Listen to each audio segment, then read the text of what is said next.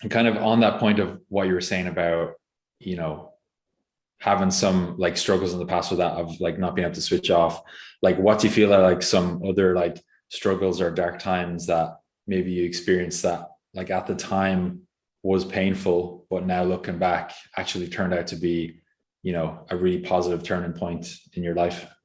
Yeah, well, like, I'm quite open with this. The start of last year, in February last year, I, in other words, had like a nervous breakdown based on my work output. And I'm not saying I was here working out the Swanee. It's more so I never switched off mentally. Um, and I just had to start having panic attacks, and I've never had a panic attack before then until that point. Or looking back, I maybe have had one where I had a bad experience with weed, which was what I'd say would have been a panic attack looking back on it. But I started having panic attacks, getting anxious, um, and it all stemmed from work. It all stemmed from pressure on myself to perform. It stemmed on that pressure also coming from unconsciously or subconsciously comparing myself to where I think I should be compared to where others are, compared to where people my age are, compared to what I believed I should do in life and what I should get out of life and what life should give me. So there's a lot of like rigmarole to that and how we kind of got there. But long story short, I was left in a complete daze. I started getting crazy anxiety symptoms. I was agoraphobic for a while, meaning I couldn't leave my house. And these are things that What's like that term? I haven't heard of it before. agoraphobia, AGO or A phobia, agora, where essentially you can't, not that you can't, but you feel like you can't. And I mean, again, the feelings sometimes they do lie, but Yeah. what I mean by the feelings don't lie is that it feels real. So, Mm. if you're in an anxious state, you're buying it, you know. Um, so, if I could only get a certain distance from my house, and then I'd start feeling panicked. And sometimes I would have a panic attack. And my panic attacks, um, I had two bad ones. One I ended up in A&E for last year. Basically, I had to rebuild from that. So with all of that, there's things I've never ever experienced before. And when people would meet me at the surface, they'd say, "Oh, you're very chill," and X, Y, Z. And to be honest, I present that way all the Mm. time, anyways. But what was going between my head? It's something I was constantly like, um, "Oh my god, I feel so anxious." I just like very focused, like this problem needs to be solved. This problem needs to be solved.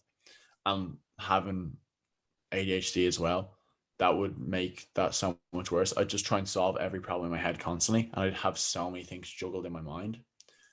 So that forced me to essentially take a massive step back from the point of everything was going the best it's ever been on paper, in theory, to everything collapsing and me not being able to work, me not being able to get on a Zoom call because I'd start panicking and dissociating.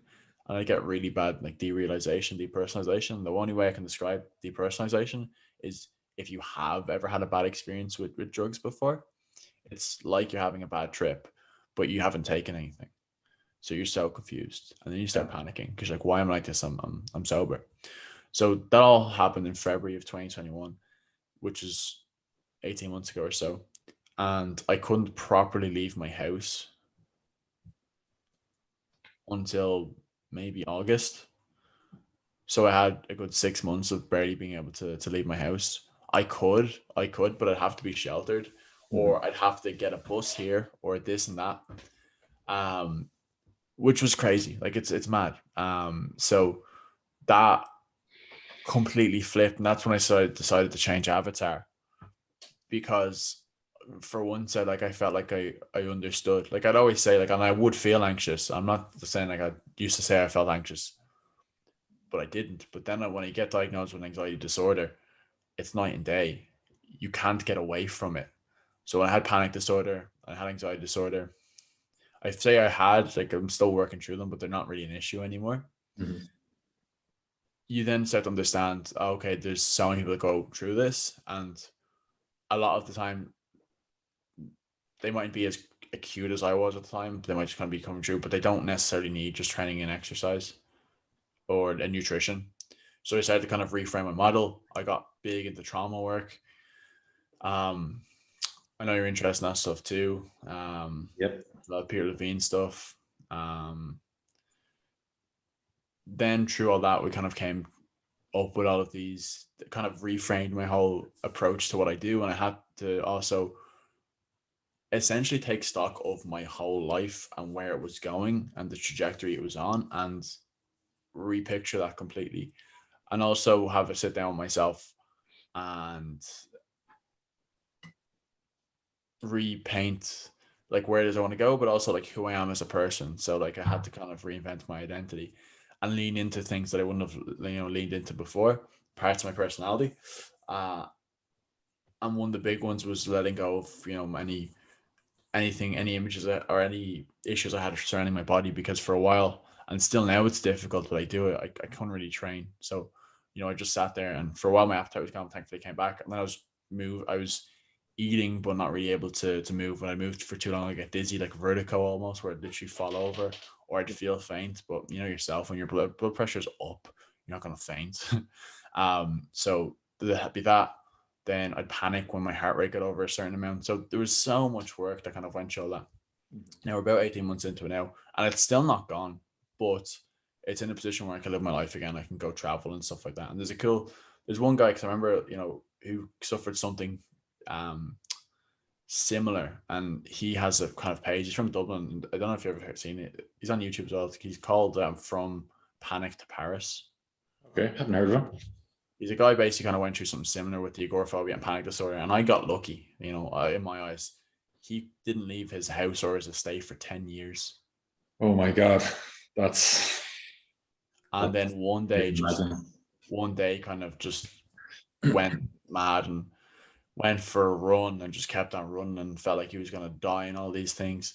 And it's hard to describe those things to people, because if I say that to someone, if I would have said that to myself 2 years ago before any of this happened, I would have been like, what are you talking about? Yeah. But experience is and perspective is king. It's like, yeah, fuck, like I understand what that feels like now. I understand what it feels like to feel like you're having a heart attack when you're not, and then being in A&E, anxiously waiting to tell them what's wrong with you, having health anxiety for a while, because when you don't know, you start coming up with your own ideas of what's happening. Or maybe I have a brain tumor, or these symptoms are so weird, so I went to get MRIs and all that bollocks done.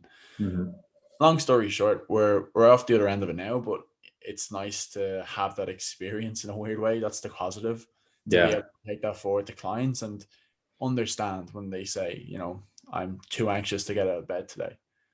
Don't get me wrong, I'll challenge any thought, because we should challenge any thought, but there's challenging and then there's like understanding as well. So you can challenge a thought, but it's thought. You know what I mean? Like, absolutely. There's knowing when to not push, and knowing when to not push is massive. That's probably my biggest takeaway, because before it'd be like, it doesn't matter how I feel, I can push. But your body, as the saying goes, your body keeps the score, and your body's way more intelligent than you are. So mentally you may feel fine, but your body knows. And that's what kind of started my first panic attack looking back, because I felt fine mentally. I'm like, I don't feel stressed, I'm grand. But my body was like, I'm way ahead of you, dude. Yeah. I'm way ahead of you. You have some work to do, so we're going to give you a lesson right now. And it did. And as much as the pain there was, and still is at time to time, I'm grateful that it happened. Yeah, that's amazing, man. It's like really appreciate you, having the strength to be able to, share that.